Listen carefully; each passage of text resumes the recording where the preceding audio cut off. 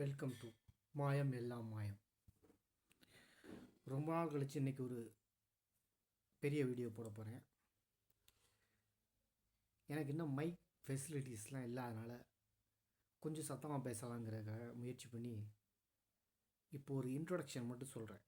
அடுத்து நம்ம பேச போகிற டாபிக் ஏதோ புத்தகத்தை பற்றியோ இல்லை இலக்கியத்தை பற்றியோ இல்லை, இந்த உலகத்தோட தோற்றத்தை பற்றி, மனிதனத்தின் தோற்றத்தை பற்றி, எத்தனை சதிக்கோட்பாடு இந்த உலகத்தில் உழவுது அப்படின்னு உங்களுக்கே தெரியும்.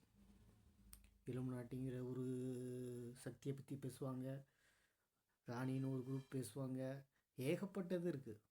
சதிக்கோட்பாடுங்கிறது ஒன்றும் கிடையாது. இன்ன வரை உலக உருண்டை இல்லை தட்டைன்னு சொல்லக்கூடிய ஒரு குரூப்பே இருக்குதுன்னு பார்த்துக்குங்க. இப்படிப்பட்டவங்களுக்கு மத்தியில் என்னோட தேடலுக்கு விடையாக அமைஞ்ச சில விஷயங்களை பற்றி பேச போகிறேன். இந்த உலகத்துக்கு ஒரு எதிரி இருக்கான், கண்டிப்பாக இருக்கான். இன்றைக்கி இருக்க கட்டமைப்பு எல்லாத்தையும் உருவாக்குனது அந்த எதிரி தான். கடவுள் படைச்சப்ப இந்த கட்டமைப்பு இல்லை. இப்போ இருக்க கட்டமைப்பு எப்படிப்பட்ட கட்டமைப்பு? ஒருத்தனை பார்த்து நம்ம இப்படித்தான் வளரணும், இப்படித்தான் வாழணும் அப்படின்னு இன்னொருத்தன் கற்பனை பண்ணிக்கிறான் பாருங்க.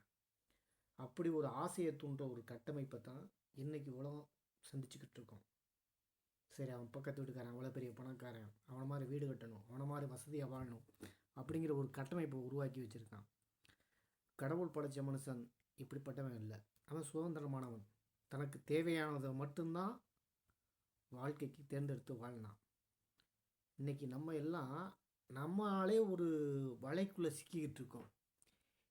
இப்படிப்பட்ட வலையை உருவாக்குனவன் யார்? பலம் வாய்ந்த எதிரி தான். அவன் தன்னை பப்ளிக்கில் வெளிப்படுத்திக்கவே மாட்டான். எங்கேயோ ஒரு ஓரத்தில் யாருக்கும் தெரியாமல் இந்த உலகத்தை தன்னோட கைப்பாவையை வச்சுக்கிட்டு இருக்க அந்த எதிரி யார்? எதிரின்னு இருந்தால் அவனுக்கு ஒரு எதிரி இருக்கணும்ல. தீய சக்தின்னு இருந்தால் நல்ல சக்தின்னு ஒன்று இருக்கும்ல. அது மாதிரி ஏற்கனவே அவரால் தண்டிக்கப்பட்ட அந்த எதிரி இந்த உலகத்தை உருவாக்கில அந்த 2 பேர் இருந்தாங்க. அதுக்கப்புறம் அவனோட தவறான நோக்கத்துக்காக அவன் தண்டிக்கப்பட்டான். ஆனால் அவரோட கர்ம பலனை அனுபவிக்கிறதுக்காக அவர் திருப்பி திருப்பி மனித பிறப்பெடுத்து வந்துக்கிட்டே இருந்தார். எல்லா மதங்களோட புராணங்களையும் வேதங்கள்லையும் அவனோட இடைச்செருகளை சரிக்கிட்டே இருந்தான் எதிரி. அப்படிப்பட்ட எதிரியை பற்றி நம்ம டீகோட் பண்ணி தான் பார்க்க போகிறோம். எந்த தெய்வங்களுக்கு இடையில் அவன் மறைஞ்சு வாழ்கிறான் அப்படின்னு வெளிப்படையாக அவன் ஒரு முக்கியத்துவம் இல்லாத மாதிரி இருப்பான். ஆனால் முக்கியமான 3ல் அவன் ஒருத்தன். அவனுக்கு எதிரியும் அந்த 3ல் ஒரு ஆளாக தான் இருக்கார். ஆதியும் அந்தமும் இல்லாதவர். மிருகசீழ நட்சத்திரத்தில், அதாவது ஒரு நட்சத்திரத்துலேருந்து வந்தால் சொல்லுவாங்கள்ல, அவர் தான் மனிதனோட டிஎன்ஏ வச்சு உருவாக்க ஒரு விஞ்ஞானின்னு சொல்லலாம், மாபெரும் விஞ்ஞானின்னு சொல்லலாம்.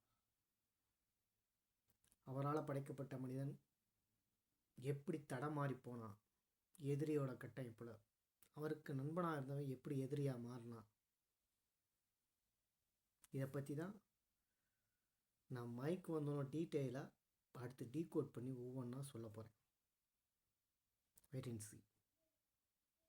கண்டிப்பாக சேனலை சப்ஸ்கிரைப் பண்ணுங்கள், லைக் பண்ணுங்கள், பார்த்துட்டு கடந்து போகாதீங்க.